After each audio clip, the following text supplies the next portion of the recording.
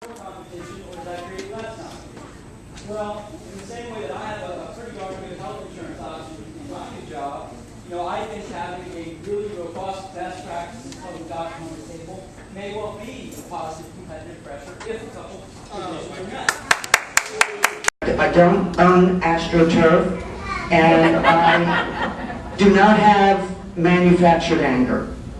I am a constitutionalist. I absolutely believe 100% that says it all, explains how this government is to be run, and it is not this congressman's fault, it is not Obama's fault, it is not George Bush's fault, but you go all the way back to... It's all right, people can make a statement. Well, that's one of the things is I think there's a sign that's interesting. We are in an elementary school. And it's pretty elementary what the Constitution says. So I'm sorry if this is boring you. Anyway, my question is... Let's try to engage with me and not each other. I agree. My question is more about the format of what has been taking place over the last 3, 4, 5 years, not just recently.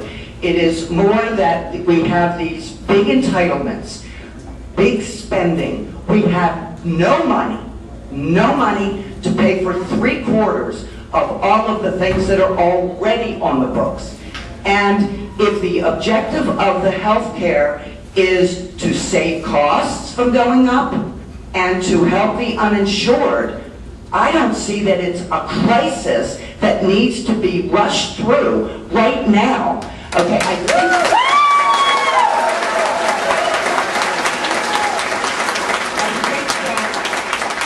your point, just on Friday, they came up with the public option, which that bothers me. Why not just call it government run instead of a public option? It's the packaging that I'm having a trouble with.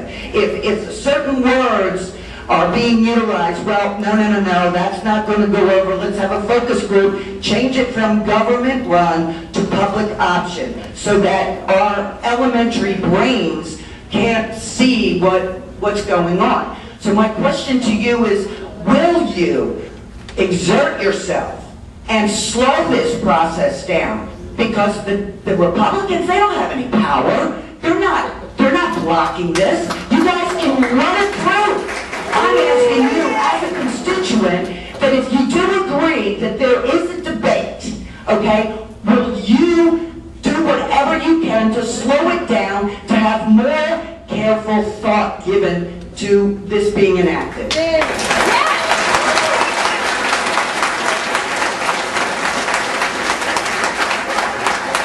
A program going on, like there's no reason to cut off your head if you just need a haircut. I mean, why don't we? And the question back here is, what crises? The problem is we would like to give access to the health care system. The problem I have is trust. I really don't trust this process.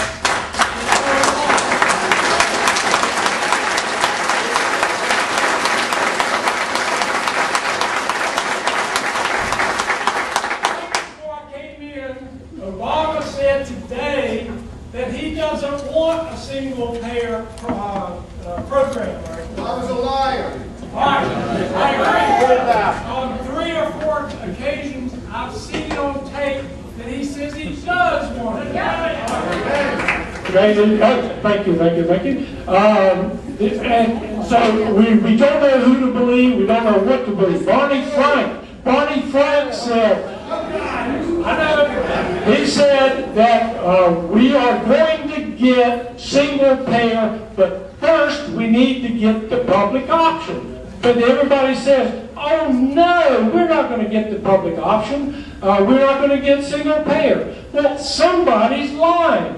So it makes me wonder about the process. Can you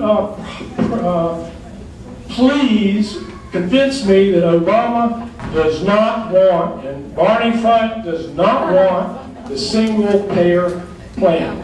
Can someone raise their hand? Who's at the end of the line to speak for the public? That's in the line on the rest. We need to read the time of many people who are talking about it.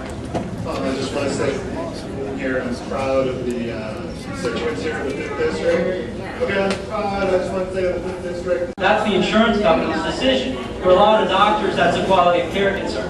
So I think what we're looking at is, are there places to find savings in the system with quality? I think with technology and other things we can do it. But obviously one of the things we're keeping an eye on, or that I'm keeping an eye on, is making sure we're keeping the promise we made to our seniors. Congressman Imperial, thanks for being here tonight.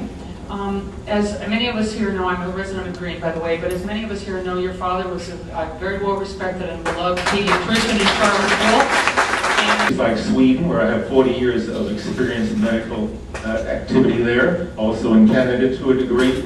Everybody has insurance there, great. It doesn't mean they get medical care there in a timely manner. You can expand, tell everybody, you can feel good now, you now have insurance. Oh, okay, great. I'm going to call up Dr. Joe and set my appointment. He will now see you in 3 months or 4 months rather than 3 weeks. Where is the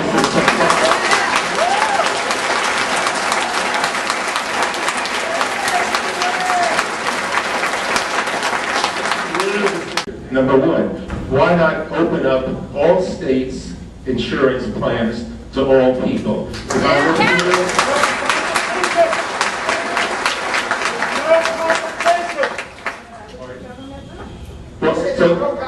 No competition. Well, that would open up competition. Yes, it would. Yes, it would. Yeah, that kills competition. Never have. All right, the question, that's right, maybe question. Stimulus, and you know, the stimulus was for me a tough vote, but I think that the whole country would look like California right now if we hadn't done it.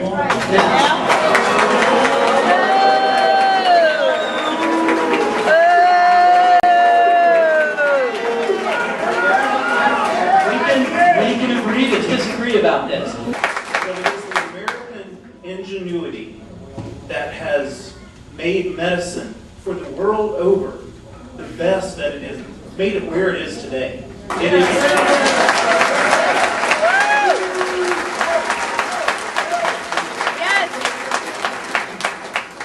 I'll ignore the boo because they want the claps. But it is, and many of you hate profit, and greed is one thing, profit is different. But excessive profit is a good way to put it. But profit drives ingenuity. America, the rest of the world feasts on our ingenuity. The rest of the world feasts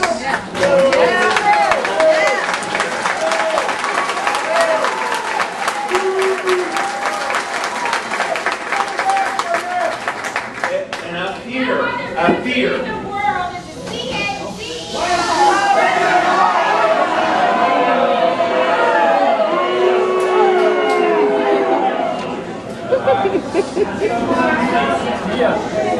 Okay, so my question here is, and it really is, I came here not because I'm really one way or another. I'll be honest with you, I lean much more conservative, but I really want to know what you think.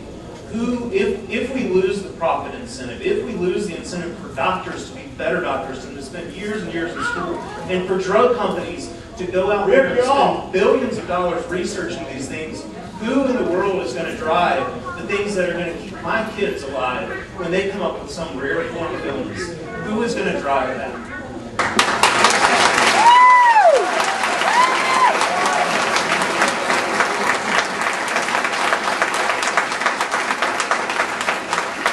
About abortion, I will oppose any health care bill that includes federal funding for abortion.